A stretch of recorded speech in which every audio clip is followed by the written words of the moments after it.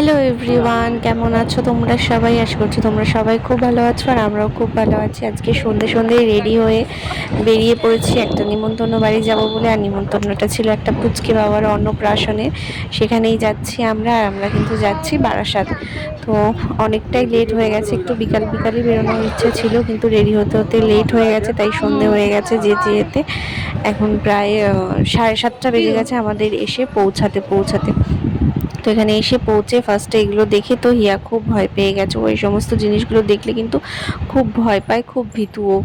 তারপরে এসে আমরা এই গরমের মধ্যে এই যে ঠান্ডা ঠান্ডা মকটেল পেয়ে আগে কিন্তু নিজেদের গলাগুলো ভিজিয়ে নিলাম। তো ছোট পুচকুটাকে কিন্তু গিফট দিয়ে আমরা চলে এসেছিলাম এখানে। এই যে মকটেল নিয়ে বসে পড়েছি এই পচা গরমে, এটাই হচ্ছে সবচেয়ে শান্তির জিনিস।